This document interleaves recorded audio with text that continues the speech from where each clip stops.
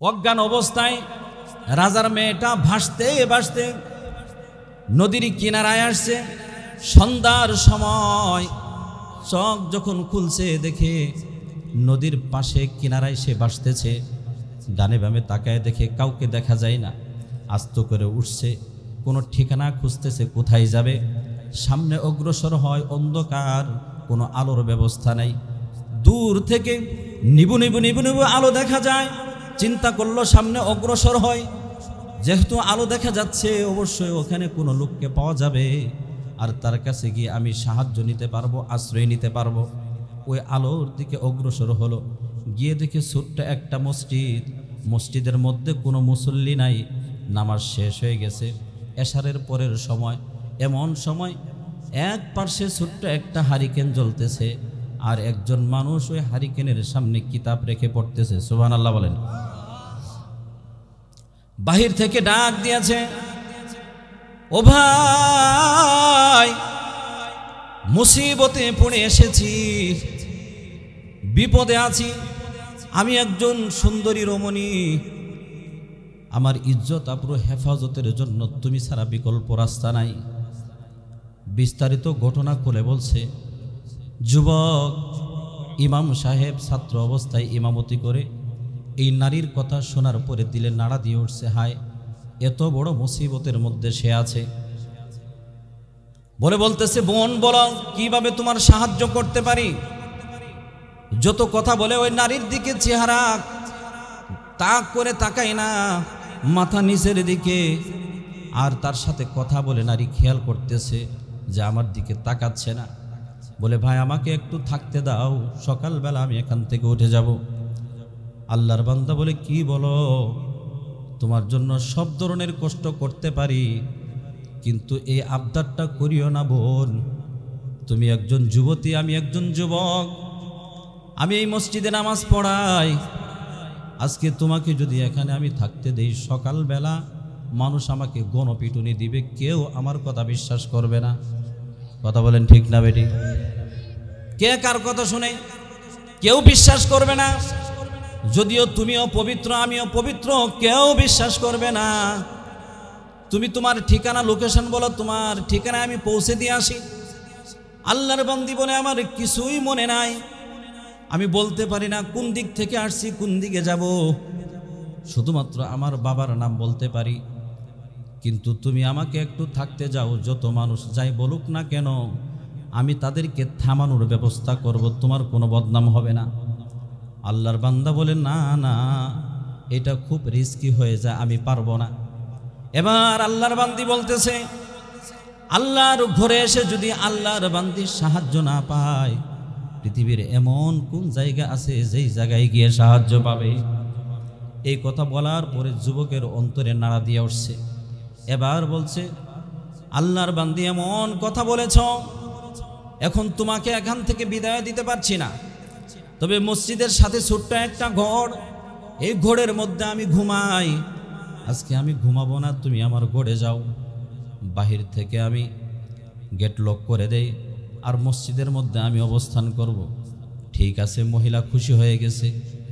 ঘরের মধ্যে একজন রাজার মেয়ে হঠাৎ করে ছোট্ট একটা টিনের ঘরে, ছোট্ট একটা সোনের ঘরে তার ঘুম আসবে নাকি? আবার এখানে একজন যুবক আছে, কিভাবে ঘুম আসবে? ওখানে ছোট্ট একটা জানালা শুয়ে আছে, আর জানালা দিয়ে একটু পর পর তাকায় যুবকের দিকে। দেখে কি করে? দেখে যুবক কিতাব পড়ে, আর একটু পর পর ওইখানে যে হারিকেন ছিল, হারিকেনের গ্লাসের সাথে হাত লাগায়, গরম লাগে, টান দেয়, আবার পড়তেছে, একটু পরে আবার হাত লাগায়, যখন আগুনের তাপ লাগে আবার হাত ছড়িয়ে ফেলে। এইভাবে একবার দুইবার নয়, 3 থেকে 4 বার এরকম করলো। কিন্তু আল্লাহর বান্দি তাকে কিছু বলতে সাহস পাচ্ছে না। কিরে এমন করে কেন? আস্তে আস্তে এই সমস্ত কিছু দেখতে দেখতে তার চোখ বন্ধ হয়ে আসছে, ঘুমিয়ে পড়ছে। সকালবেলায় মুসল্লিরা আসছে, অবস্থা দেখে অনেকে অনেক মন্তব্য শুরু করছে। এর আগে আল্লাহর বান্দি বলে, খোদার কসম, আমাদের মধ্যে কোনো ধরনের খারাপ কোনো কাজ হয় নাই, আমি তাকে বলে আশ্রয় নিয়েছি, আপনারা তাকে অবিশ্বাস করবেন না, খারাপ বলে কোনো মন্তব্য করবেন না। সুবহানাল্লাহ বলেন। চলে যাবে। বিস্তারিত ঘটনা বলছে, আমি অমুক রাজার মেয়ে, বিবাহের পরে যাইতেছিলাম শ্বশুর বাড়ি, কিন্তু ভাগ্যের নির্মম পরিহাস, নদী পথে যখন ঝড় উঠে গেল, আমার অন্যদের কি অবস্থা আমি জানি না, আমার চোখ খোলার পরে দেখি আমি নদীর কিনারায়। এরপরে এখানে এসে আশ্রয় নিয়েছি। এবার ওই নারী তার বাবার কাছে চলে যাবে। যাওয়ার আগে বলতেছে, আল্লাহর বান্দা, আমি আমার বাবার কাছে যাব, ঠিক আছে, তবে তোমার কাছে একটা আবদার, একটা জিনিস তোমার কাছে জানতে চাই। আমি যখন রাতের বেলায় ঘরের মধ্যে অবস্থান নিলাম, মসজিদের কোণে তুমি ছিলা, একবার দুইবার নয় 3 থেকে 4 বার তুমি হারিকেনের সাথে হাত লাগাইছো, আবার যখন তাপ লাগেছে হাত সরায় নিয়েছো। এই ঘটনাটা করার কারণ কি আমাকে একটু বলো। যুবক বলতে চাই না, বারবার পিড়াপিড়ির পরে যুবক বলতেছে, ও বোন, রাতের বেলায় তোমাকে যখন আমার বিছানায় শুইতে দিয়েছি, মসজিদের কোণে বসে কিতাব পড়তেছি, এমন সময় তোমার আর আমার মাঝে তৃতীয় ব্যক্তি শয়তান হাজির। শয়তান আমাকে বারবার ধোঁকা দেয়। আরে বলো, জীবনে কোনো সময় সুযোগ পাস নাই, আজকে সুযোগ, এখন কেউ নাই, দেখার মতো কেউ নাই, ইচ্ছা করলেই তুই এই সুন্দরী রমণীকে বুক করতে পারস। নাউজুবিল্লাহ, জোরে বলেন। যতবার আমার দিলের মধ্যে এই কথা খেয়াল হয়েছে, ও যুবক ভালো করে খেয়াল করবা, আল্লাহর বান্দা বান্দিরা ভালো করে খেয়াল করবা। ওই যতবার এই কথা খেয়াল হয়েছে, ততবারই হারিকেনের সাথে হাত লাগাইছি, আর মনরে বুঝাইছি, মন, এই যে গুনায় লিপ্ত হইতে চাও, এখানে লিপ্ত হওয়ার পরে কিন্তু আখিরাতে জাহান্নামের আগুনের শাস্তি আছে। দেখো তুমি ওই শাস্তি বুক করতে পারবা কিনা, কারণ আজকে যদি কুকর্মে লিপ্ত হও, ওই শাস্তিটা নিশ্চিত। ওই শাস্তি যদি তোমার বুক করার মতো যোগ্যতা থাকে, তাহলে তুমি কুকর্মে লিপ্ত হও। আর যদি যোগ্যতা না থাকে, খবরদার, এটা মনেও করিও না। তো এটা ট্রেনিংয়ের জন্য হারিকেনের সাথে হাত লাগাই, আর দেখি ওইখানে আগুনটা তো কাচের ভিতরে, উপর থেকে হাত লাগাইছি, তাই হাত সহ্য করতে পারে না। তখন মনকে বললাম, ও মন, যতই ধোঁকাবাজি করো কোনো কাজ হবে না। তুমি তো এই যে হারিকেনের মধ্যে সংরক্ষিত আগুন, উপরে গ্লাসের উপর, কাচের উপর তুমি হাত লাগাইছো, এটাই তুমি সহ্য করতে পারো না। তাহলে আজকে কুকর্মে লিপ্ত হলে জাহান্নামে ধাউ ধাউ করে যে আগুন জ্বলতেছে, ওই আগুন থেকে তুমি কিভাবে বাঁচবা? আল্লাহু আকবার বলেন। মুফতি আমিনী রহমতুল্লাহ আলাইহি ইতিহাস লিখছেন, এরাও তো মানুষ ছিল। আর তুমি খুঁজে খুঁজে বেড়াও, কখন কার সাথে কথা বলা যাবে, কখন কার দিকে কোন নজর দেওয়া যাবে। আল্লাহ জাতিকে হেফাজত করেন, বলেন আমিন। ইয়া আইয়ুহান নবী কুল লিআজওয়াজিকা ওয়া বানাতিকা ওয়া নিসাইল মুমিনিন ইউদনিনা আলাইহিন্না মিন জালাবিবিহিম। ও নবী, আল্লাহ রব্বুল আলামিন নবীকে ডাক দিয়ে বলেন, হে নবী, ইয়া মুহাম্মদ। এই শব্দ বলে, এই নাম বলে নবীকে ডাক দেন নাই, বলেছেন নবী। মুফাসসিরিনে কেরাম তাফসীর করছেন, ব্যাখ্যা করেছেন, এটা হলো নবীর একটা সম্মান, এটি হচ্ছে নবীর ইজ্জত, নবীর লকব। তাম পৃথিবীর যত মানুষ আছে, যে যেই পদে আছে, তাকে যদি সেই পদ উল্লেখ করে ডাক দেওয়া হয়, সম্মানের সাথে তাকে আহ্বান করা হয়, এটা সে নিজের ক্রেডিট, সম্মান মনে করে কথা বলেন, ঠিক না বেঠিক? মসজিদের সভাপতি, তাকে যদি বলেন সভাপতি সাহেব, তার কাছে ভালো লাগে, কথা বলেন, ঠিক না বেঠিক? অনেকে আমার বাপ দাদার বয়সী মুরব্বীরা স্নেহ করে ভালোবেসে বলেন, এই হুজুর মৌলানা, তার মানে আপনি আমাকে সম্মান দিয়েছেন, ভালো, আপনি আমাকে স্নেহের সাথেই ডাকটা দিয়েছেন, যদিও আমি আপনার অনেক ছোট, আপনার সন্তানের চেয়েও ছোট। এই যে আপনি আমাকে আমার লকব দিয়ে ডাক দিলেন, ইজ্জত দিলেন, এটা হলো সম্মানের কারণ। এর দ্বারা সম্বোধিত ব্যক্তি যাকে ডাকা হয়, ওই ব্যক্তির অন্তরের মধ্যে একটা আনন্দের ফোয়ারা বয়ে যায়, কথা বলেন, ঠিক না বেঠিক? আল্লাহ রব্বুল আলামিন নবীকে বললেন না, ইয়া মুহাম্মদ, ও মুহাম্মদ, শোনো, এই কথা বলেন নাই, বললেন নবী, ও নবী, মায়ার ডাক, মোহব্বতের ডাক, আপনাকে আপনার স্থানে রেখে যথার্থ মর্যাদা দিয়ে নবী আমি আপনাকে বলি, কুল্লি আজওয়াজিকা, ও নবী, 3 শ্রেণীর নারী আছে, তাদেরকে আপনি বলে দিন। কি বলবেন? ইউদনিনা আলাইহিন্না মিন জালাবিবিহিন, তারা যেন তাদের দেহটাকে এরকম পর্দার মধ্যে রাখে, তাদের দেহের উপর যেন লম্বা একটা চাদর ঝুলায় দেয়, সৌন্দর্য যাতে প্রকাশ না করে। বলেন সুবহানাল্লাহ। 3 শ্রেণীর মানুষ কে কে শুনতে চান না আপনারা? আল্লাহ রাব্বুল আলামিন বলেন কুল্লি আজওয়াজিকা, 1 নাম্বার হলো আপনার স্ত্রীগণ। নবী, আপনাকে যেমন ভালোবাসি, আপনার সাথে যেমন সুসম্পর্ক ভালোবাসা, তেমনি ভাবে আমিও চাই আপনার স্ত্রীদেরকে ভালোবাসতে, সুসম্পর্ক করতে, নাজাতের রাস্তায় পরিচালিত করতে। আপনার মতো আপনার স্ত্রীরা যদি সম্মানিত হতে চায়, তাহলে ওই স্ত্রীদেরকে বলে দিন তারা যেন তাদের চেহারাটা পর্দা দ্বারা আবৃত করে। বলেন সুবহানাল্লাহ। 2 নাম্বার, ও বানাতিকা, আপনার সন্তানদেরকে বলেন। 3 নাম্বার, ও নিসাইল মুমিনিন, মুমিন নারীদেরকে বলে দেন তারা যাতে করে পর্দায় নিজেদেরকে আচ্ছাদিত করে। তাহলে রব্বুল আলামিন 3 শ্রেণীর মহিলার কথা বললেন, পয়গম্বরের স্ত্রী, পয়গম্বরের সন্তান, 3 নাম্বার হলো মুমিনা নারী। এই কথা বলার পরে যারা জান্নাত চায়, যারা আল্লাহকে সন্তুষ্ট করতে চায়, যারা রসুলের পথে চলতে চায়, তাহলে এমন কোন নারী আছে নাকি যে এই 3 পদের মধ্যে ঢুকে নাই? আছে। যারা ইমানদার প্রত্যেকেই এই আপনার এই 3 প্রকারের মধ্যে ঢুকে গেছে। কথা বলেন ঠিক না বেঠিক? বাদ রয়ে গেল কারা? যারা বেঈমান, তাদের কথা আল্লাহ তাআলা বলেন নাই। কারণ বেঈমানদের সফলতা, বেঈমানদের কল্যাণ, বেঈমানরা সুখে থাকুক, আখিরাতের নাজ নিয়ামত আল্লাহ তাআলা তাদের জন্য বানান নাই। কথা বলেন ঠিক না বেঠিক? আজকে আমার এই আয়াত শোনার পরে বিচক্ষণ জ্ঞানীরা আপনারা একটা জবাব দিবেন, আজকের আমার আলোচ্য বিষয়টা তাহলে কি হবে? কি হবে? পর্দা। কথা বলেন ঠিক না বেঠিক? আল্লাহ তাআলা সৌন্দর্য ঢেকে রাখতে বলছেন, প্রকাশ করতে না করেছেন। তার মানে এটাকে বলে হিজাব, বাংলাতে বলে পর্দা। হিজাব শব্দের অর্থ হলো আবরণ, আচ্ছাদন, কোনো জিনিসকে ঢেকে রাখা। আরবিতে এটাকে বলে হিজাব। কি ঢেকে রাখবেন? কোনো জিনিসকে সংরক্ষণ করার জন্য ঢেকে রাখা হয়। কথা বলেন ঠিক না বেঠিক? আল্লাহ রাব্বুল আলামিন বললেন ঢেকে রাখো।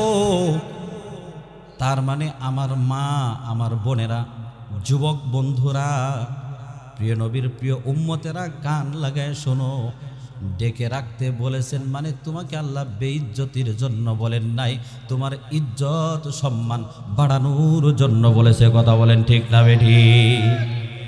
ডেকে রাখার দ্বারা ইজ্জত বাড়ে। কথা বলেন ঠিক না বেঠিক? ছোলা কলা কেউ বাজারে নিয়ে আসছে, এটা সহজ উদাহরণ, সহজে বুঝবেন, এই জন্য আমি বলতেছি। আপনি যদি ফিরিয়ে দেয় শিলা কলা, আপনি নেবেন? কবেন তোর কলা তুই খা, খায় মর।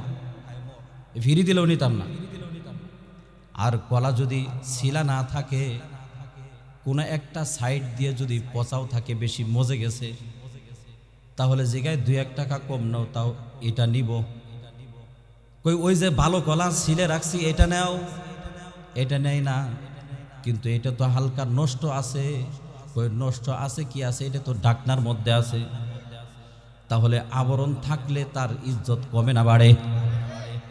রব্বুল আলামিন বললেন আমার মা বোনদেরকে লক্ষ্য করে পর্দার মধ্যে থাকো। পর্দার বিধান মুমিনা নারী মানেই বুঝতে হবে, ইমানদার নারী মানেই বুঝতে হবে পর্দার বিধান আর রব্বুল আলামিন তোমার উপর দিয়েছেন তোমাকে বেইজ্জতি করার জন্য নয়, তোমার ইজ্জত সম্মান বাড়ানোর জন্য। কথা বলেন ঠিক না বেঠিক?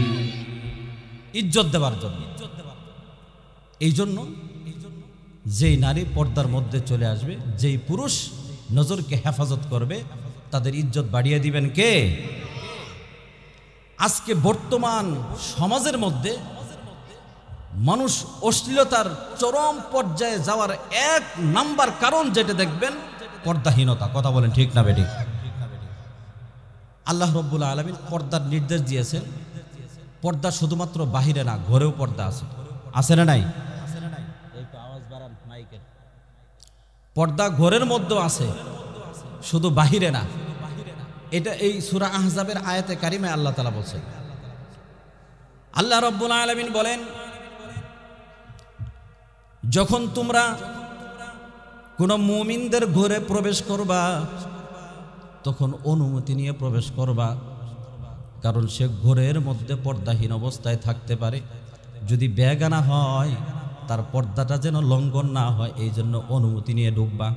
সুবহানাল্লাহ বলেন। তাহলে ঘরের মধ্যে পর্দা আছে না নাই?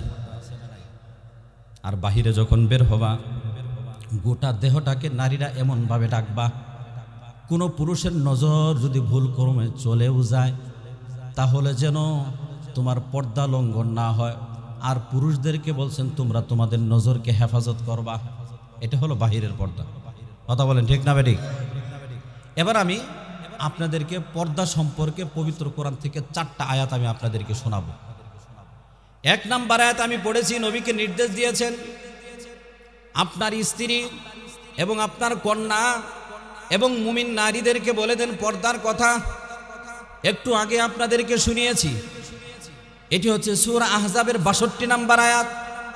আপনি বাসায় গিয়ে কোরআন তর্জমা আছে খুলে দেখতে পারেন, এখানে আল্লাহ তাআলা কি বলেছেন।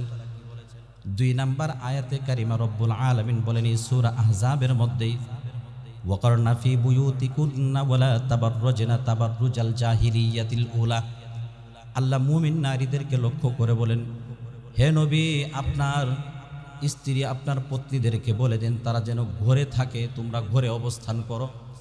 জাহিলি যুগের বেহায়া নারীদের মতো তোমাদের সৌন্দর্য বাহিরে প্রকাশ করে বেরিও না। এই কথাটাও পর্দার ব্যাপারে। কথা বলেন ঠিক না বেঠিক? 3 নাম্বার হলো ঘরের পর্দার ব্যাপারে আল্লাহ রাব্বুল আলামিন এই আয়াতে কারিমায় বলেছেন। আবার বাহিরের পর্দার ক্ষেত্রে আল্লাহ রাব্বুল আলামিন সূরা নূরের মধ্যে পাশাপাশি 2টি আয়াত, উলামায়ে কেরাম জানেন, কোরআনের হাফেজরা জানেন, আল্লাহ রাব্বুল আলামিন বলেন কুল্লিল মুমিনিনা ইয়াকুদ্দু মিন আবসারিহিম ওয়া ইয়াহফাযু ফুরুজাহুম যালিকা আযকা লাহুম ইন্নাল্লাহা খাবীরুম বিমা ইয়াসনাউন।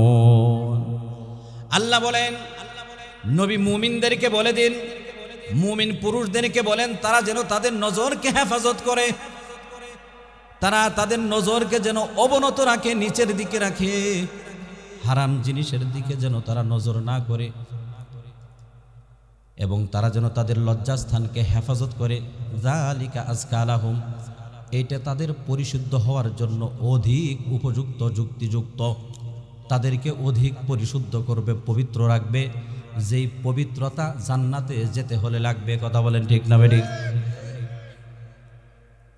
এরপরে এই আয়াতের পরের আয়াত আল্লাহ বলেন ওয়াকুল্লিল মুমিনাতি ইয়াগুদুদনা মিন আবসারিহিন্না ওয়া ইয়াহফাজনা ফুরুজাহুন্না। মুমিন নারীদেরকে আপনি বলে দিন তারাও যেন তাদের দৃষ্টি অবনত রাখে, লজ্জাস্থানকে হেফাজত করে। রব্বুল আলামিন এখানে পুরুষদেরকেও বলেছেন, নারীদেরকেও বলেছেন।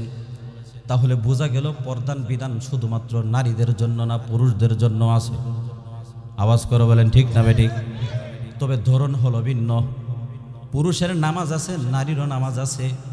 পুরুষের নামাজ আর নারীর নামাজের মধ্যে পার্থক্য আছে না নাই? আওয়াজ করে বলেন আছে না নাই? পার্থক্য কোথায়? এশারের নামাজ 4 রাকাত ফরজ, পুরুষও পড়েছে নারীরাও পড়েছে, এইখানে পার্থক্য নাই। পার্থক্য হলো নারীর নিয়ত বাঁধার মধ্যে, কোন পর্যন্ত হাত উঠাবে, কোন জায়গায় বাঁধবে, কিভাবে রুকু করবে, কিভাবে সেজদা করবে, এইটা নারীর সাথে পুরুষের সাথে কোনো মিল নাই। কথা বলেন ঠিক না বেটি? নারী হাত এভাবে চাপানো থাকবে, যা উঠে, আর পুরুষ এটা চাপানো রাখতে পারবে না, নিষেধ। এভাবে চাপানো থাকলে তার নামাজ পরিশুদ্ধ হবে না, ফাঁকা রাখতে হবে। হাত উঠাবে ওই কান বরাবর, নারীদের কান বরাবর উঠানোর কি নাই, প্রয়োজন নাই। এরপরে পুরুষ হাত বাঁধবে নাভির নিচে, আর মহিলা হাত বাঁধবে কোথায়, বুকের উপরে। কোথায়, বুকের উপরে। এরপরে আমরা কিছু পুরুষেও দেই, হেরাও বুকের উপরে বাঁধে, আছে না নাই? তাহলে বোঝা গেল ওগুলা হিজলা, মহিলা, পুরুষ না। কথা বলেন ঠিক না বেঠিক? হাদিসের নামে জালিয়াতি করে আহলে হদস নামে একটা গ্রুপ আছে, লামাযহাবী। এরা কয় আমরা ডাইরেক্ট রসুলরে মানি। আচ্ছা আপনি বলেন, বাপ ছাড়া দাদারে মানা সম্ভব? আপনি অমুক লোক যে আপনার দাদা, পরিচয় দিতে হতে এই বাপের মাধ্যমে সে আমার দাদা। কথা বলেন ঠিক না বেঠিক? তাহলে আপনি রসুলকে মানেন, কোরআন হাদিসকে মানেন, যারা রসুল থেকে কোরআন হাদিস আহরণ করে আপনার পর্যন্ত পৌঁছাইছে, এই সিলসিলাটা তো লাগবে। কথা বলেন ঠিক না বেঠিক? এখানে মোটর ফিট করছেন, আপনি পানি নিবেন ওই রাস্তার ওই পাশে, কোনো ড্রেন ছাড়া, লাইন ছাড়া পানি সম্ভব এখানে যাওয়া?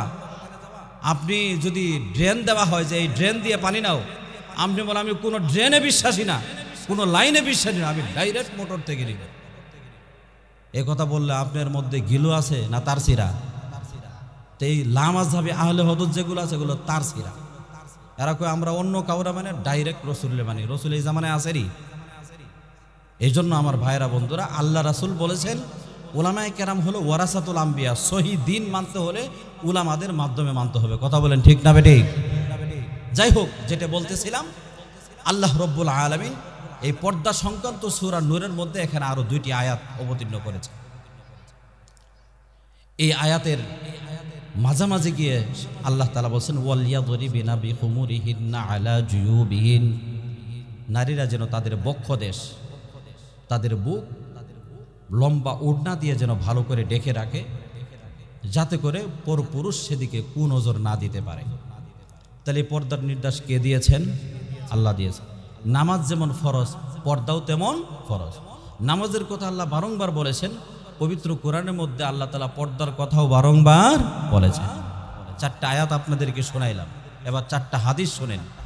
আল্লাহ রাসূল সাল্লাল্লাহু আলাইহি ওয়াসাল্লাম বলেন লাআনাল্লাহু আলান নাযিরি ওয়াল মানজুর ইলাইহি, যেই মানুষ কারো দিকে কুনজর দেয়, নারী হোক পুরুষ হোক, এমন পুরুষ কোনো নারীর দিকে কুনজর দিয়েছে, অথবা কোনো নারী কোনো পুরুষের দিকে কুনজর দিয়েছে, এর উপর আল্লাহ তাআলার অভিশাপ, লানত। চিৎকার করে বলেন নাউজুবিল্লাহ। 2 নাম্বার হলো যার দিকে কুনজর দেওয়া হয়েছে তার উপর আল্লাহ লানত, নাউজুবিল্লাহ জোরে বলেন। এই হাদিসের ব্যাখ্যা করেছেন যে কুনজর যে দিল সে তো অন্যায় করছে, এই জন্য তার উপর লানত। কিন্তু যার দিকে নজর দেওয়া হলো তার উপর লানত কেন? হাদিসের ব্যাখ্যায় আসছে এই জন্যই তার উপর লানত, সে কুনজর দেওয়ার সুযোগ করে দিয়েছে। চেহারা সুন্দর করে সাজাইছে, শোকেসের মধ্যে জিনিস যেমন রাখে মানুষ সাজায়া, এই নারী তার সৌন্দর্যকে প্রকাশ করেছে, এই জন্য পরপুরুষ তার দিকে তাকাইছে। সে জানে রাস্তার বাহিরে বের হলে অথবা ঘরের মধ্যে যদি থাকি, যাদের সাথে দেখা করা বৈধ নয় এমন মানুষ যদি ঘরে চলে আসে, তাহলে তার থেকে বাঁচার জন্য আমার কি করা উচিত? এগুলো জানা সত্ত্বেও ঘরে থাকা অবস্থায় সেই সতর্কতা অবলম্বন করে নাই, বাহিরে বাইর হয়েছে তখনও সতর্কতা অবলম্বন করে নাই। এই জন্য কুনজর থেকে অন্য যেন বাঁচতে পারে এবং এই নারীর সৌন্দর্য অথবা পুরুষের সৌন্দর্য অন্যজন যেন দেখে মজা না নিতে পারে, এই জন্য সতর্কতা অবলম্বন না করার কারণে আল্লাহর অভিশাপের শিকার সেও হবে। বলেন নাউজুবিল্লাহ। এটার উপরে কি আল্লাহর গজব? হ্যাঁ, যেমন সৌন্দর্য প্রকাশ করা নিষেধ, এই সৌন্দর্য থেকে মজা নেওয়াও কি নিষেধ। এটা হলো 1 নাম্বার হাদিস। 2 নাম্বার হাদিস, আল্লাহর পয়গম্বর বলেছেন, লম্বা হাদিস সংক্ষেপে বলতেছি, ফাজিনাল আইন আন নাজর। নবীজি বলেন চোখের জিনা, বেবিচার হলো নজর করা। শুধুমাত্র একজন নারী পুরুষ কুকর্মে লিপ্ত হওয়া এটাকে জিনা বলে না, শুধু এটাকেই বেবিচার বলে না, বরং এই নজর দিয়া কোনো পুরুষ যদি কোনো নারীর সৌন্দর্য গ্রহণ করে, আর কোনো নারী যদি কোনো পুরুষের দিকে তাকায়া সৌন্দর্য গ্রহণ করে, তাহলে এটা হলো কুনজর। সুতরাং এইটাই তার চোখের জিনা। বলেন নাউজুবিল্লাহ। চোখের জিনা করতেছে। এই চোখের জিনা করার মানুষ দুনিয়াতে আছে না নাই? বহুত ইমাম সাহেব আছে, মুসল্লিরা তো অভাব নাই, মুয়াজ্জিনও আছে, সভাপতি, সেক্রেটারি, ক্যাশিয়ার, মুসল্লি, সর্বসাধারণ নেতা খেতা এর ব্যাপক হারে চোখের জিনা করে। আমি একটু ভাঙ্গে বিস্তারিত বলতে পারবো না, সংক্ষেপে বলি। এই যে একটা মোবাইল আছে না, এই মোবাইল যখন চালায় বেগানা নারী পুরুষের ছবি আসে কিনা? যতবার একজন নারী পর পুরুষের দিকে মোবাইলে দেখতেছে, যতবার একজন পুরুষ পর নারীর দিকে দেখতেছে, ততবারই তার চোখের জিনা হচ্ছে। বর্তমান সময়ে মুসলমানের অধঃপতনের 1 নাম্বার কারণ, আমলের মধ্যে মজা না থাকার একমাত্র কারণ হলো চোখের জিনা, চোখের ব্যভিচার। নবীজি বলছেন এই চোখটাকে যে হেফাজত করতে পারবে সে সেজদার মধ্যে মজা পাবে। চিল্লায় বলে সুবহানাল্লাহ। দুনিয়ার অন্য কাজ করতে ভালো লাগে, নামাজ পড়তে ভালো লাগে না, লেপের মধ্যে শুয়ে থাকতে ভালো লাগে, নামাজ পড়তে ভালো লাগে না। এরকম অবস্থা হয় কি হয় না?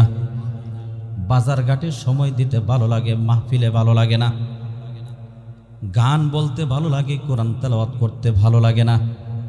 গান শুনতে ভালো লাগে, গজল শুনতে, ইসলামিক ওয়াজ শুনতে ভালো লাগে না। এমন অবস্থা তৈরি হয় কি হয় না? এই ধরনের মানুষের সংখ্যা বর্তমান পৃথিবীতে কম না বেশি? এই যে ব্যাপক হারে এই সংখ্যার লোকগুলো বেড়ে যাচ্ছে, আমার ভাইয়েরা, বন্ধুরা, এর একমাত্র কারণ হলো চোখের জিনা, চোখের ব্যভিচার।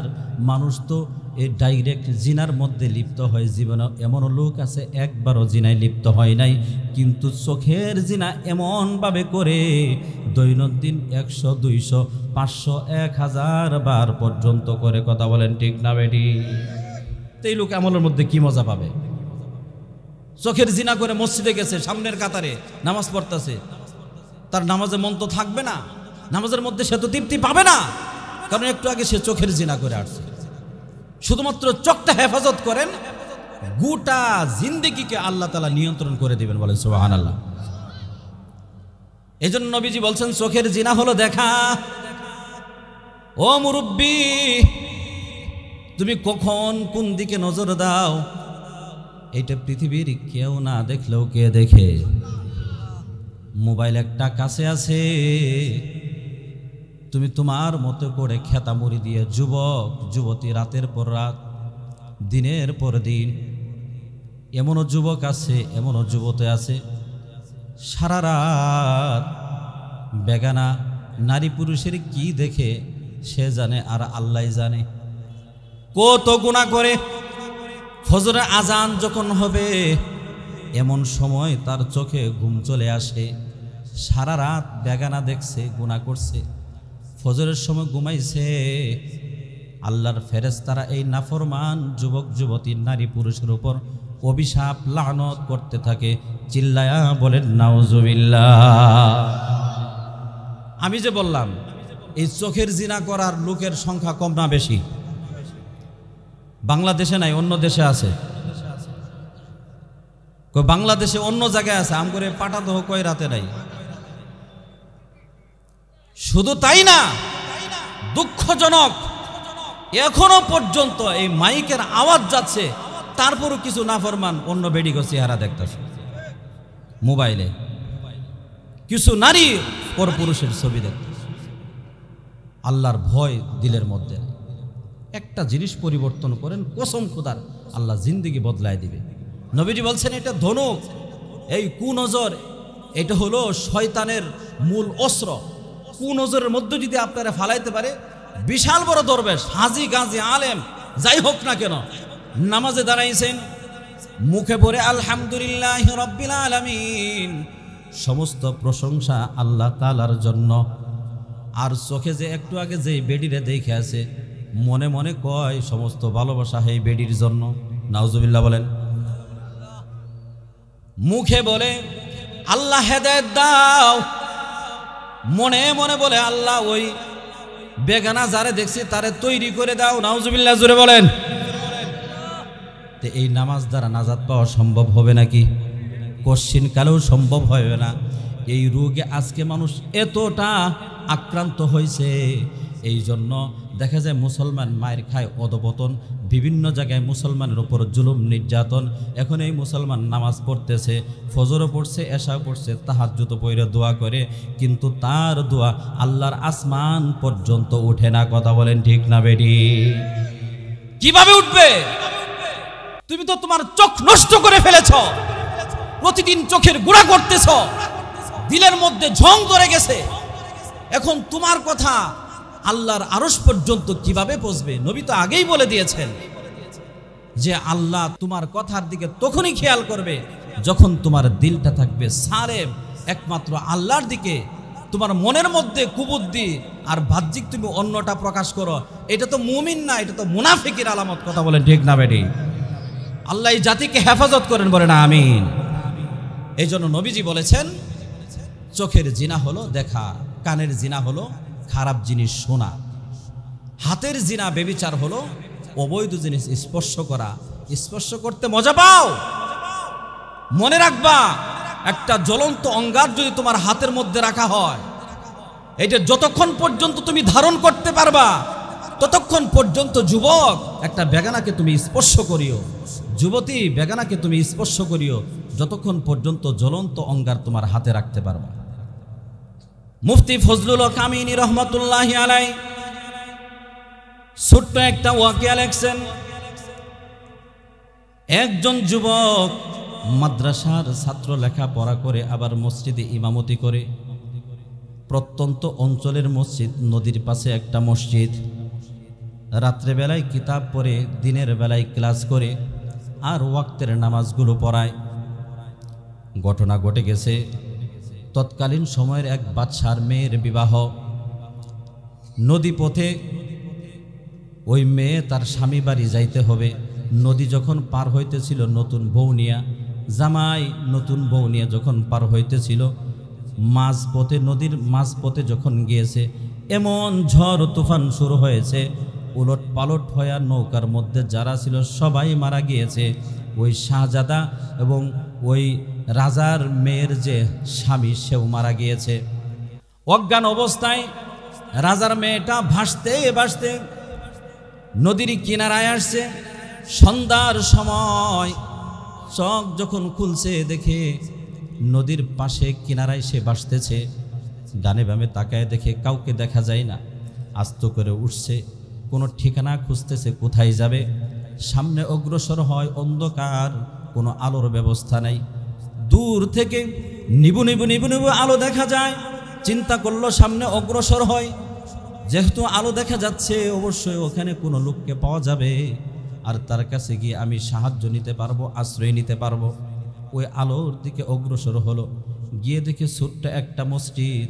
মসজিদের মধ্যে কোনো মুসল্লি নাই, নামাজ শেষ হয়ে গেছে, এশারের পরের সময়। এমন সময় এক পার্শ্বে ছোট্ট একটা হারিকেন জ্বলতেছে, আর একজন মানুষ ওই হারিকেনের সামনে কিতাব রেখে পড়তেছে। সুবহানাল্লাহ বলেন। বাহির থেকে ডাক দিয়েছে, ও ভাই, মুসিবতে পড়ে এসেছি, বিপদে আছি। আমি একজন সুন্দরী রমণী, আমার ইজ্জত আবরু হেফাজতের জন্য তুমি ছাড়া বিকল্প রাস্তা নাই। বিস্তারিত ঘটনা খুলে বলছে। যুবক ইমাম সাহেব ছাত্র অবস্থায় ইমামতি করে এই নারীর কথা শোনার পরে দিলে নাড়া দিয়ে উঠছে, হায়, এত বড় মুসিবতের মধ্যে সে আছে। বলতেছে, বোন বলো কিভাবে তোমার সাহায্য করতে পারি। যত কথা বলে ওই নারীর দিকে চেহারা তাক করে তাকাই না, মাথা নিচের দিকে। আর তার সাথে কথা বলে নারী খেয়াল করতেছে যে আমার দিকে তাকাচ্ছে না। বলে, ভাই আমাকে একটু থাকতে দাও, সকালবেলা আমি এখান থেকে উঠে যাব। আল্লাহর বান্দা বলে, কি বলো, তোমার জন্য সব ধরনের কষ্ট করতে পারি, কিন্তু এই আবদারটা করিও না বোন। তুমি একজন যুবতী, আমি একজন যুবক, আমি এই মসজিদে নামাজ পড়াই। আজকে তোমাকে যদি এখানে আমি থাকতে দেই, সকালবেলা মানুষ আমাকে গণপিটুনি দিবে, কেউ আমার কথা বিশ্বাস করবে না। কথা বলেন ঠিক না বেটি? কে কার কথা শুনে? কেউ বিশ্বাস করবে না। যদিও তুমিও পবিত্র, আমিও পবিত্র, কেউ বিশ্বাস করবে না। তুমি তোমার ঠিকানা লোকেশন বলো, তোমার ঠিকানায় আমি পৌঁছে দিয়ে আসি। আল্লাহর বান্দি বলে আমার কিছুই মনে নাই, আমি বলতে পারি না কোন দিক থেকে আসছি, কোন দিকে যাব, শুধুমাত্র আমার বাবার নাম বলতে পারি। কিন্তু তুমি আমাকে একটু থাকতে যাও, যত মানুষ যাই বলুক না কেন আমি তাদেরকে থামানোর ব্যবস্থা করব, তোমার কোনো বদনাম হবে না। আল্লাহর বান্দা বলে না না, এটা খুব রিস্কি হয়ে যায়, আমি পারবো না। এবার আল্লাহর বান্দি বলতেছে, আল্লাহর ঘরে এসে যদি আল্লাহর বান্দির সাহায্য না পায়, পৃথিবীর এমন কোন জায়গা আছে যেই জায়গায় গিয়ে সাহায্য পাবে? এই কথা বলার পরে যুবকের অন্তরে নাড়া দিয়ে উঠছে। এবার বলছে, আল্লাহর বান্দি এমন কথা বলেছ, এখন তোমাকে এখান থেকে বিদায় দিতে পারছি না, তবে মসজিদের সাথে ছোট্ট একটা ঘর, এই ঘরের মধ্যে আমি ঘুমাই, আজকে আমি ঘুমাবো না, তুমি আমার ঘরে যাও। বাহির থেকে আমি গেট লক করে দেই, আর মসজিদের মধ্যে আমি অবস্থান করব। ঠিক আছে, মহিলা খুশি হয়ে গেছে। ঘরের মধ্যে একজন রাজার মেয়ে হঠাৎ করে ছোট্ট একটা টিনের ঘরে, ছোট্ট একটা সোনের ঘরে তার ঘুম আসবে নাকি? আবার এখানে একজন যুবক আছে, কিভাবে ঘুম আসবে? ওখানে ছোট্ট একটা জানালা শুয়ে আছে, আর জানালা দিয়ে একটু পর পর তাকায় যুবকের দিকে, দেখে কি করে? দেখে যুবক কিতাব পড়ে, আর একটু পর পর ওইখানে যে হারিকেন ছিল, হারিকেনের গ্লাসের সাথে হাত লাগায়, গরম লাগে, টান দেয়, আবার পড়তেছে, একটু পরে আবার হাত লাগায়, যখন আগুনের তাপ লাগে আবার হাত সরিয়ে ফেলে।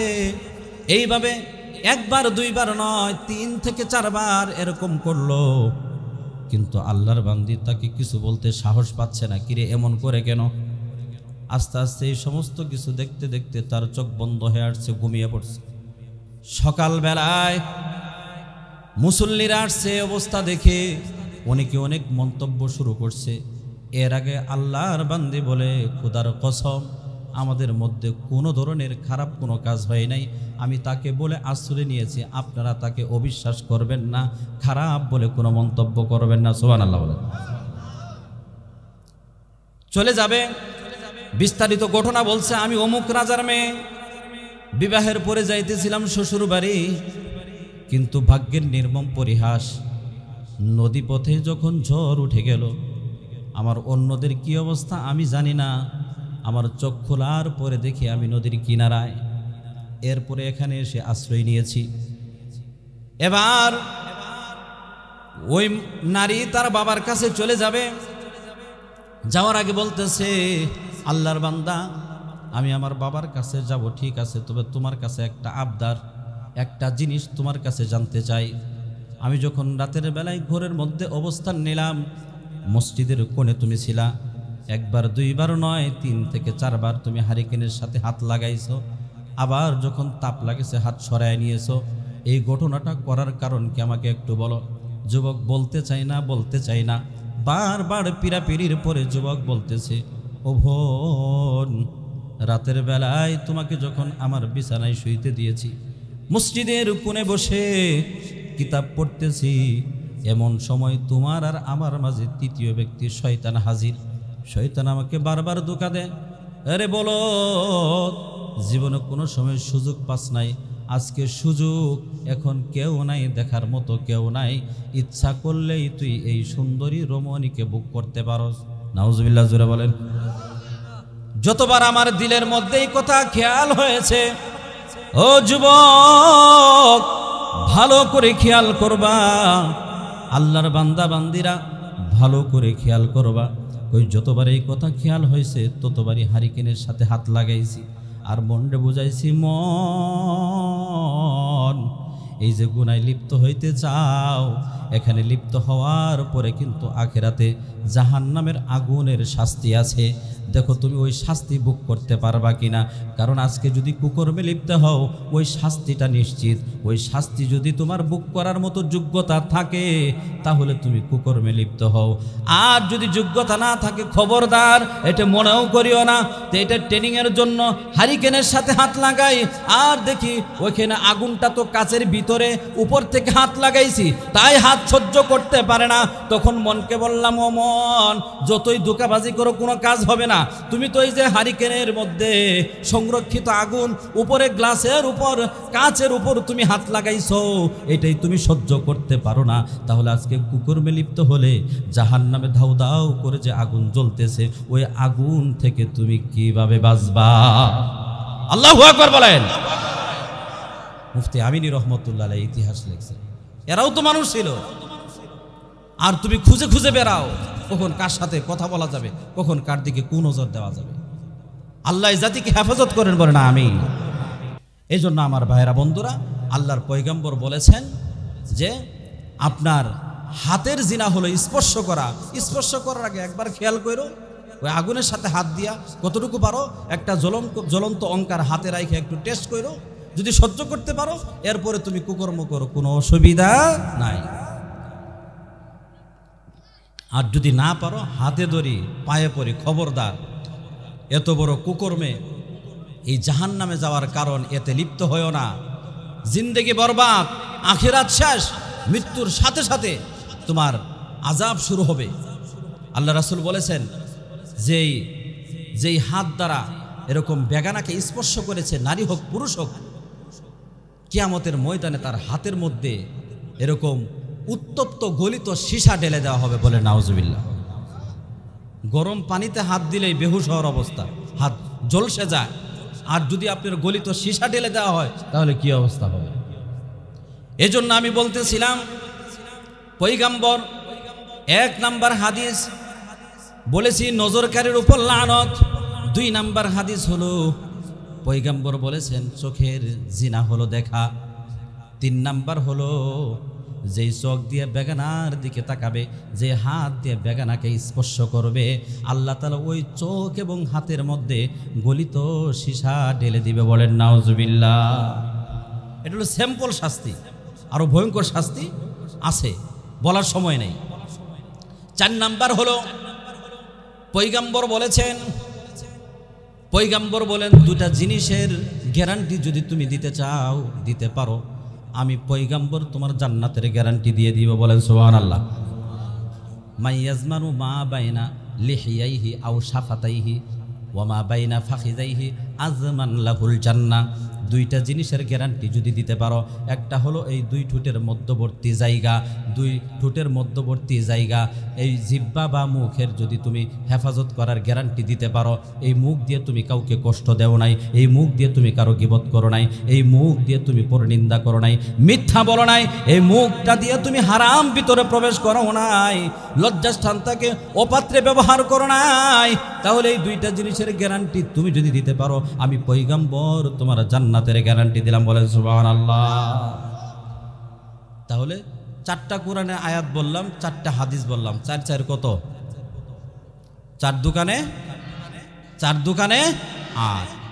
এবার আসেন আপনাদেরকে শোনাই, কোন নারী অথবা পুরুষ যদি পর্দার মধ্যে থাকে, তাহলে তার 8 ধরনের লাভ হয়। সুবহানাল্লাহ বলেন। কয় ধরনের লাভ? 8টা লাভ হবে। ভালো করে খেয়াল করবেন, বুঝবেন। জীবনে কিচ্ছা কাহিনী বহু শুনছেন, একটু এলেম নেন, কোরআন হাদিস থেকে একটু জানেন কিভাবে চলা দরকার। পয়গম্বর বলে দিয়েছেন, যখন একজন নারী পর্দার মধ্যে থাকবে, একজন পুরুষ যখন পর্দার মধ্যে থাকবে, নাম্বার 1 আল্লাহ তাআলা যেই উপকারটা, যে ফায়দাটা তাকে দিবেন, আল্লাহ তাআলা ওই নারী এবং পুরুষের ইজ্জতকে হেফাজত করবেন, বলেন সুবহানাল্লাহ। নবীজি বলছেন, ইজ্জতের হেফাজত না করতে পারলে ডাইরেক্ট জাহান্নাম। ইজ্জত যদি হেফাজত হয়ে যায়, জাহান্নাম থেকে তো বেঁচে গেলাম। কথা বলেন ঠিক না বেটি? 1 নাম্বার লাভ। 2 নাম্বার হলো পর্দাশীল নারী এবং পুরুষ, পর্দাশীল নারী এবং পুরুষ, এদের 2 নাম্বার লাভ হলো আল্লাহ রব্বুল আলামিন পর্দার কারণে মানহানি থাকে তাদেরকে বাঁচিয়ে দিবেন, বলেন সুবহানাল্লাহ। পর্দাশীলদেরকে বেইজ্জতি করা থেকে আল্লাহ তাআলা বাঁচিয়ে দেন। আপনি দেখবেন বিভিন্ন জায়গায় পর্দাশীল নারীদেরকে অথবা পুরুষদেরকে যারাই বেইজ্জতি করতে চায় ওরা নিজেরাই বেইজ্জতি হয়, আর পর্দাশীলদের ইজ্জত বাড়িয়ে দেন কে? আল্লাহ বাড়িয়ে দেন। 3 নাম্বার হলো যারা পর্দাশীল আল্লাহ রাব্বুল আলামিন তাদেরকে কুনজর থেকে বাঁচিয়ে দিবেন। কুনজর শুধুমাত্র গুনাহ নয়, কুনজর মানুষের জিন্দেগিকেও বরবাদ করে দেয়।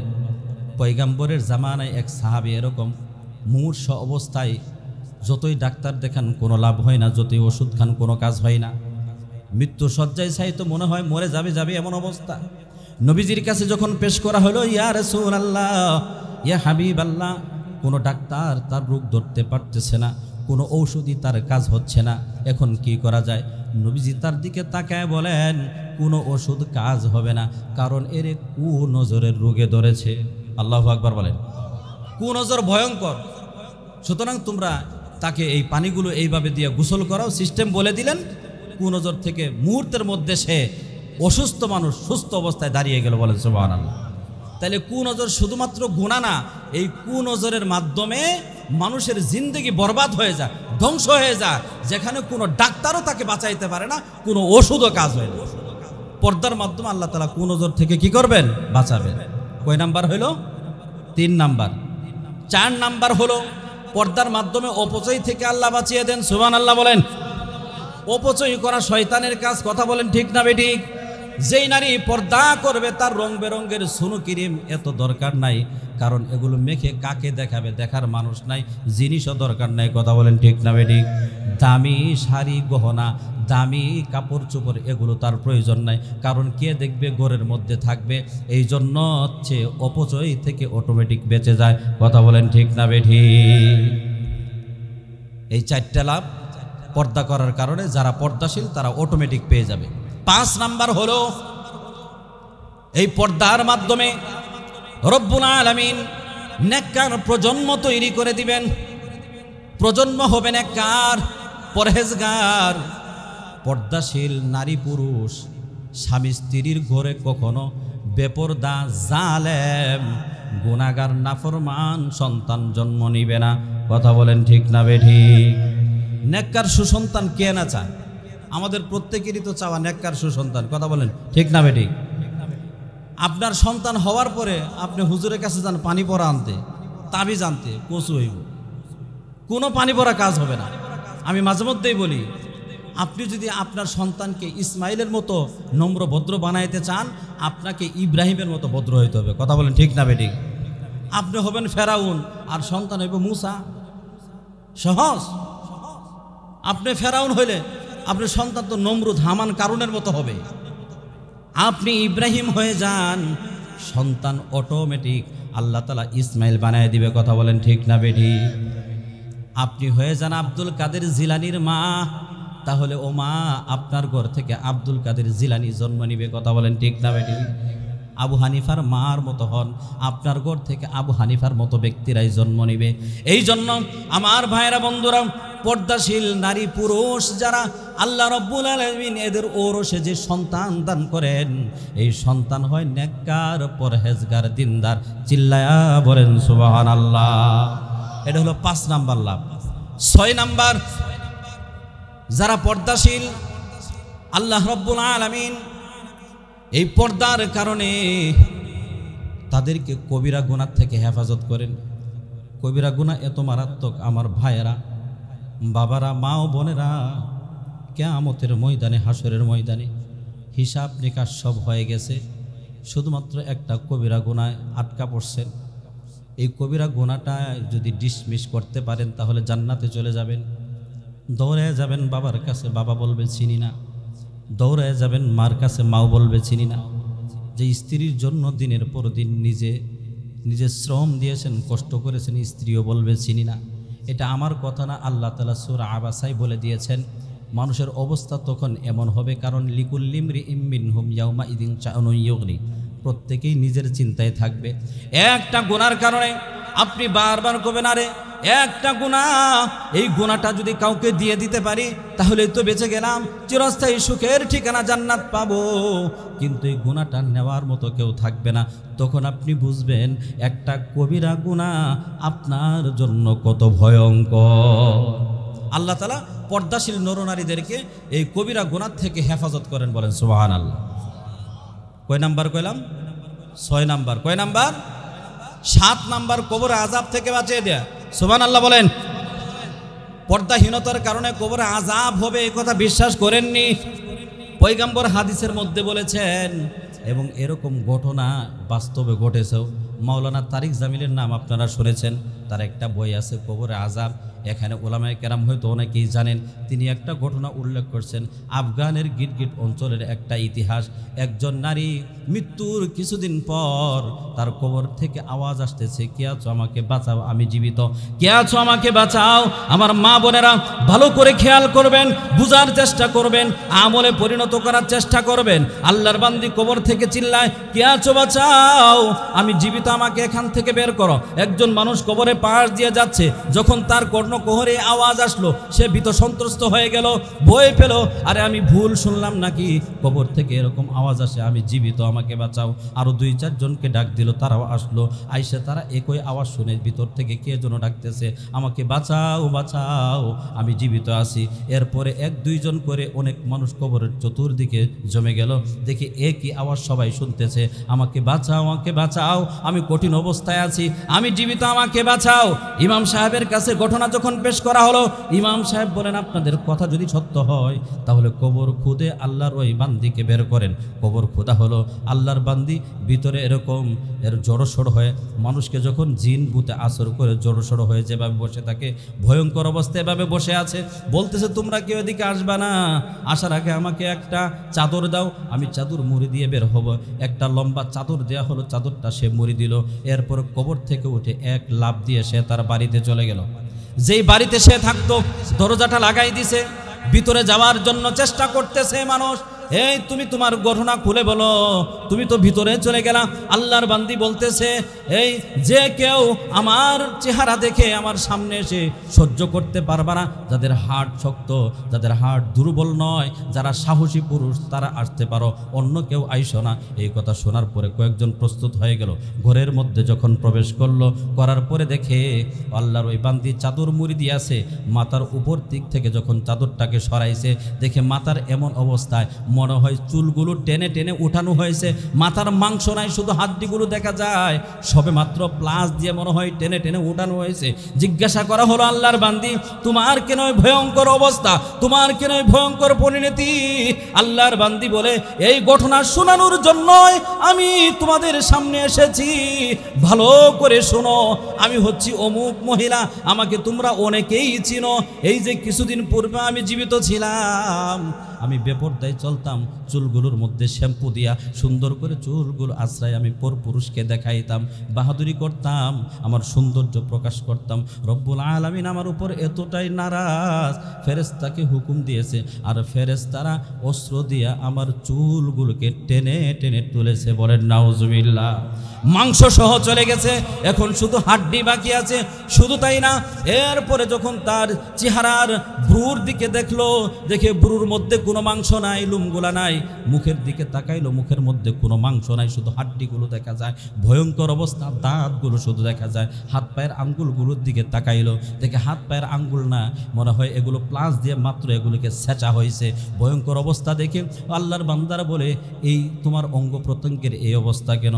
সে বলে, এই চেহারার মধ্যে রং বেরঙ্গের সুরমাউটার মাখতাম, এগুলো মেখে আমার সৌন্দর্য পরপুরুষের সামনে প্রকাশ করতাম। রব্বুল আলামিন এমন শাস্তি দিয়েছেন, এটা কবরের শাস্তি। আমার চেহারা থেকে মাংসগুলোকে খসে নেওয়া হয়েছে এবং আমার আঙ্গুলগুলোর থেকে আমার মাংস এবং আমার নখগুলোকে খুলে নেওয়া হয়েছে। আমার এখন শরীর পুরা জ্বালা যন্ত্রণা করতেছে। এই কথা বলে আহ বলে চিৎকার করেছে। মাওলানা তারিক জামিল লিখেছেন, আহ বলেছে, আমি কি ভুল করেছি? বার হলো রব্বুল আলামিন একজন পর্দাশীল নারীর কারণে তার 4 জন অভিভাবককে জাহান্নাম থেকে বাঁচায় দিবেন। সুবহানাল্লাহ বলেন। যে 4 জন অভিভাবক তার আমল নিয়ে গেছে, আমলের পরিমাণ দেখা গেছে অনেক বেশি, তার গুনার পরিমাণ কম, তার হিসাব হয়ে গেছে, এখন সে জান্নাতে চলে যাবে। এবার তাকে বলবে দাঁড়াও, তোমার একটু হিসাব নিকাশ বাকি আছে। কি হিসাব নিকাশ? ওই যে তোমার স্ত্রী, ওই যে তোমার সন্তান, ওই যে তোমার বোন বেপরদায় ছিল, এই বেপরদার কারণে তোমার সব ফায়সালা হওয়ার পরেও এখন তুমি জান্নাতে যেতে পারবা না, জাহান্নাম ছাড়া উপায় নাই। বলেন নাউজুবিল্লাহ। কিন্তু যখন পর্দা করবে ওই মহিলার পিতা বেঁচে যাবে, যখন পর্দা করবে ওই মহিলার বড় ভাই বেঁচে যাবে, যখন পর্দা করবে ওই নারীর স্বামী বেঁচে যাবে, যখন পর্দা করবে ওই নারীর বড় সন্তান বেঁচে যাবে। আর পর্দাহীনতার মধ্যে যদি থাকে, পর্দা না করে 4 জন মানুষই ধরা খাবে। বলে নাউজুবিল্লাহ। হ্যাঁ, এরও 8 ধরনের ফায়দা যদি পর্দা করে তাহলে। আর পর্দাহীনতার কারণে আরও 8 ধরনের গজব আছে। সময় নেই, নাজরুল ভাই চলে এসেছেন, আলোচনা করবেন, তো আরেক সময় হলে ইনশাল্লাহ করব। এরপরে পর্দাহীনতার যে গজব, এরপরে আল্লাহ তাআলা এই নারীরা এবং পুরুষরা কিভাবে পর্দার মধ্যে ঢুকবে আমি সহজে 1 মিনিটে বলতেছি। 8টা কাজ করলে সে পর্দার মধ্যে ঢুকতে পারবে। 1 নাম্বার হলো আল্লাহ তাআলা মহিলাদেরকে বলছেন ঘরে থাকতে হবে। কোথায় থাকবে? 2 নাম্বার হলো বাহিরে জাহিরি যুগের নারীদের মতো সৌন্দর্য প্রকাশ করতে পারবে না। 3 নাম্বার হলো পর্দার বিধিবিধান, পর্দার কি উপকার কি ক্ষতি এগুলো আলোচনা করবে। 4 নাম্বার হলো নামাজ প্রতিষ্ঠা করবে। 5 নাম্বার হলো আল্লাহ এবং রাসূলের ইতাআত করবে, অনুসরণ করবে। 6 নাম্বার হলো আল্লাহ রাব্বুল আলামিন বলে দিয়েছেন, ইয়া নিসা আন-নাবিয়্যি লাস্তুন্না কাআহাদিম মিনান নিসাই ইন ইত্তাকাইতুন্না। তাকওয়া অবলম্বন করবে, দিলের মধ্যে আল্লাহর ভয় থাকতে হবে। কার ভয়? আওয়াজ করে বলেন, কার ভয়? তাকওয়া অবলম্বন করতে হবে। 7 নাম্বার হলো রব্বুল আলামিন বলেছেন ওয়াকুলনা কওলাম মারুফা। নেই সঙ্গত প্রয়োজনীয় কথা ছাড়া নারীরা অতিরিক্ত কথা বলতে পারবে না। 8 নাম্বার হলো আল্লাহ রব্বুল আলামিন বলেন ফালা তাখদানা বিল কওল ফায়াতুমা আল্লাযী ফি কলবিহি মারাদুন। যে কথা সাজিয়ে গুছিয়ে বলা যাবে না, যাতে করে পরপুরুষ তোমার দিকে আকৃষ্ট হয়। আসসালামু আলাইকুম। এরপর আরও যত সৌন্দর্য আছে কথার মধ্যে মিষ্টি দিয়ে বলে, 2 দিন কথা বলে বেহুশ, আছে না নাই? মহিলারা কথা বলবে কর্কশ ভাষায়। পয়গম্বর বলছেন শুধু তাই না, কোনো যুবতী যদি কোনো যুবককে সালাম দেয়, সালামের উত্তর দেওয়ার দরকার নাই। তাহলে অন্য কথা বলার সুযোগ আছে? কোনো যুবক যদি কোনো যুবতীকে সালাম দেয়, সালামের জবাব দেওয়ার দরকার নাই। বর্তমান সময় এই মাসালাকে আরো গুরুত্ব দিয়ে এদেরকে সালাম দেওয়ারও প্রয়োজন নাই, সালাম নেওয়ারও প্রয়োজন নাই। ইমামরা বলেছেন যদি কেউ দিয়েও ফেলে, তুমি যদি জবাব দিতে চাও কর্কশ ভাষায় দিবা, ওয়ালাইকুম আসসালাম, জীবনে যেন আর তোমার সালাম না দেয়। সে যেন বুঝে যে না আমি ভুল করছি। আর তুমি ওয়ালাইকুম আসসালাম এমন সুন্দরভাবে কইছে, সালামের উত্তর হই নাই কায়েদ, আছে না নাই? আল্লাহ তাআলা বলছে কথা সাজায় বলতে পারবে না। তা আমি যা আলোচনা করলাম, পর্দা শুধু কি নারীদের জন্য না পুরুষদের জন্য? নারীদের পর্দা হলো তারা ঢাকা থাকবে, পুরুষের পর্দা হলো তারা তাদের নজরকে হেফাজত করবে। কথা বলেন ঠিক না বেঠিক? তবে বেদিনরা একটা খেলতে চায়, আমি এই কথা বলে শেষ করে দিচ্ছি। বেদিনরা বলে ইসলাম পর্দার কথা বলে নারীদেরকে তাদের স্বাধীনতা থেকে বঞ্চিত করে, নারীদেরকে সুযোগ সুবিধা থেকে বঞ্চিত করে, নারীদেরকে প্রাপ্য পাওয়া থেকে বঞ্চিত করে। চিল্লায় বলে নাউজুবিল্লাহ। আল্লাহ তাআলা বলছেন যে বাহির হতে পারবে একান্ত প্রয়োজনে, যার পুরুষ নাই সে তো বেরো হবে, কিন্তু দেহটা এমনভাবে আবৃত করবে যাতে করে পরপুরুষ তার দিকে নজর না দিতে পারে। নজর দিলেও যেন পুরুষের কোনো ফায়দা না হয়। কিন্তু বর্তমানে যেই ধরনের বোরকা বেরিয়েছে, এগুলো বোরকা না, এগুলো সুকেস। কথা বলেন ঠিক না বেঠিক? যেহেতু আপনারা এলাকার মানুষ, সব বলতে পারতেছি না, সুকেসে জিনিস সাজায় রাখে। আর বর্তমানে যে সমস্ত বোরকা বেরো, কোনো নারী, আমার মা বোনেরা কান পেতে শোনেন, কোনো নারী যদি বোরকা কিনতে গিয়ে যদি এটা খেয়াল করে কোন বোরকাটা দিয়ে আমাকে সুন্দর লাগবে, কসম খোদার এই বোরকার দ্বারা পর্দার কিঞ্চিত আদায় হবে না, সে বেপরদায় থেকে যাবে। এই বোরকা পরার দ্বারা সে পর্দাশীল হবে না। খুঁজতে হবে কোন বোরকাটার দ্বারা আমার সৌন্দর্য ঢাকা যাবে, কারণ পর্দার নামই হলো সৌন্দর্যকে গোপন রাখা, সৌন্দর্যকে প্রকাশ করা না। কথা বলেন ঠিক না বেটি? তাহলে আলোচনার থেকে আমরা কি বুঝলাম? পর্দার বিধান হলো রব কর্তৃক ফরজ অকাট্য বিধান। কথা বলেন ঠিক না বেঠিক? এরপর আমরা দেখি বাংলাদেশ 92% মুসলমানের দেশ হওয়া সত্ত্বেও বিভিন্ন কলেজ, ভার্সিটি, স্কুলে বা বিভিন্ন জায়গায় পর্দা যারা করে তাদেরকে হেনস্থ করা হয়, আছে না নাই? আপনি এদের পরিচয় জানবেন, যে পর্দা করে না বরং পর্দাশীলদেরকে হেনস্থ করবে। এক কথায় এদের পরিচয় আপনি পেয়ে যাইতেন, যে পর্দাহীনতার যে কুফল, ক্ষতিগুলো, এগুলো যদি আপনি জানতেন তাহলে এদের পরিচয় পেয়ে যাইতেন। এক কথায় এরা হচ্ছে আল্লাহর দুশমন, এরা হচ্ছে রসুলের দুশমন, এবং এরা হচ্ছে এক কথায় হারামি, যাদের জন্ম নিয়েও ভেজাল আছে। কথা বলেন ঠিক না বেটি? এই জন্য রব্বুল আলামিন আমাদের সকলকে, গোটা মুসলিম উম্মাকে এবং বাংলাদেশকে, বিশেষ করে আমাদের এই জামালপুরের পাটাদহ অঞ্চলকে আল্লাহ তাআলা পর্দা দ্বারা আবৃত করে দেন, বলেন আমিন। আল্লাহর রহমতের ছায়া আমাদেরকে লালিত পালিত করেন, বলেন আমিন। আমাদের মা বোনদেরকে পর্দানিশীন বানিয়ে দেন, আর আমাদের যুবকদেরকে, পুরুষদের নজরকে হেফাজত করার তৌফিক দান করে, বলেন আমিন। ওয়া আখির দাওয়ানা আলহামদুলিল্লাহি রাব্বিল আলামিন।